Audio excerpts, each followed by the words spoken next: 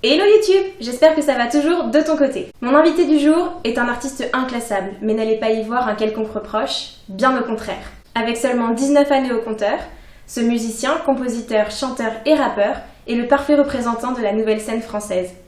Pop, rap, chanson et même rock, il maîtrise son art à la perfection sans jamais rentrer dans les cases. Véritable phénomène sur les réseaux sociaux, Instagram et TikTok en première ligne, il a explosé pendant le confinement avec son titre Validé. On accueille tout de suite James Baker. Encore une larme et mon sourire s'efface. Mon son il est bon, ouais. Tout ce que je fais, je le fais à fond, ouais. Je suis pas un mauvais garçon, son. J'essaie de faire le mec stylé, mais personne veut fit avec moi. Encore une larme, encore une larme. Il me faut un gin tonic, hey. Je suis pas validé, je suis pas encore validé.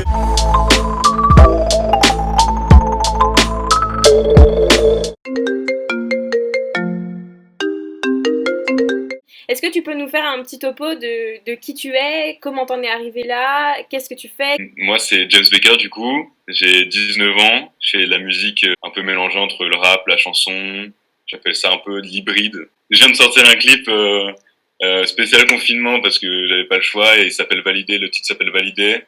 C'est un titre un peu funk, dansant, et pas trop prise de tête. Donc je pense que les gens avaient un peu besoin de ça en ce moment. Tu dis que tu fais de la musique hybride. Qu'est-ce que t'entends par musique hybride, toi? En fait, je suis pas le genre d'artiste à me dire « Ah, j'ai envie qu'on me considère comme un rappeur. Ah, j'ai envie qu'on me considère comme un chanteur. » Je suis plus en mode tu me considères comme tu veux. Tu peux trouver du rock dans ma musique, tu peux trouver du funk, tu peux trouver du rap dans la façon d'écrire, dans la façon de poser la voix. Et si t'aimes le rap, bah tu pourras aimer ma musique. Si t'aimes le rock, tu pourras aussi aimer ma musique. Si t'aimes le funk, tu pourras aimer ma musique. Et tu dis ce que tu veux, en fait. Ouais. C'est plutôt ça. Est-ce que tu penses que c'est un peu un propos de la nouvelle génération, justement, de la musique, de se dire, bah, j'ai pas très envie de rentrer dans une case? C'est possible, ouais. Après, moi, j'ai toujours été un peu comme ça, donc je pense que ça me représente aussi. Tout ce qui est routine, tout ça, c'était un peu ma hantise quand j'étais petit, et du coup, bah j'essaie de faire le max de choses un peu différentes. T'as 19 ans, tu viens de le dire. T'as commencé quand la musique? J'ai commencé quand j'avais 6 ans par faire du piano. En fait, ma sœur prenait des cours de piano et moi je pleurais parce que je voulais en faire. Oh non. Du coup, ma mère m'a inscrit. Je suis passé par la guitare, la batterie, mais c'est vraiment le piano qui est resté. Aujourd'hui, tu fais que ça? C'est ton... Aujourd'hui, je fais que ça, enfin que de l'activité liée à la musique, quoi, à mon activité musicale. Donc ça peut être comme les pochettes ou les clips. Hein. Est-ce que toi, t'es confiné dans un endroit que tu connais?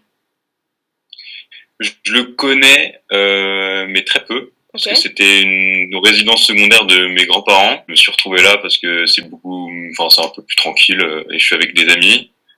On s'est confiné avec 6 autres personnes pour pouvoir travailler, faire des choses. Et pour moi, c'est bénéfique parce que je suis avec mon guitariste, un autre ami qui fait de la vidéo, de la photo. Donc c'est bien, on a pu faire le clip ensemble, tout ça. Et du coup, c'était un choix de vous retrouver ici?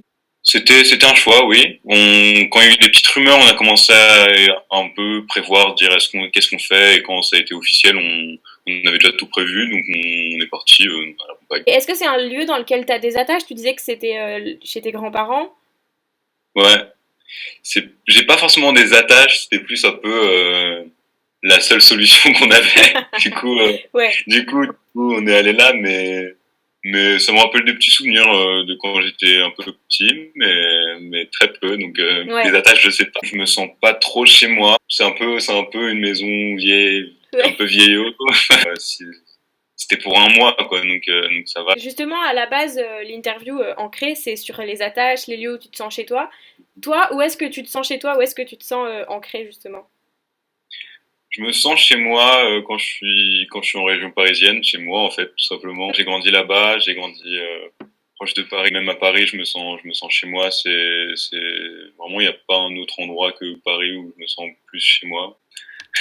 Voilà. Et ça te manque un peu ou pas? Ouais, franchement, ça me manque. Mais ouais, ça me manque même rien que des trucs tout cons, mais je me disais les trucs chiants que je faisais en mode je prenais le métro pour aller en studio, ça me saoulait, j'avais 1 heure de train, machin truc, Et au final, ça me manque. J'ai grave envie de reprendre les transports, d'être bien. Les gens relous dans le métro et tout ça te moque. Ouais, mais grave. Pareil. Tu parles des trucs qui étaient relous et tout avant. Un truc relou qu'on fait tous, je pense, mais tu vas me confirmer pour toi, c'est qu'on court tous après le temps. Et surtout les Parisiens, tu vas pas me mentir, on est comme ça. Est-ce que là, du coup, d'avoir tout ce temps qui semble un peu s'étirer, comment toi tu vis ça?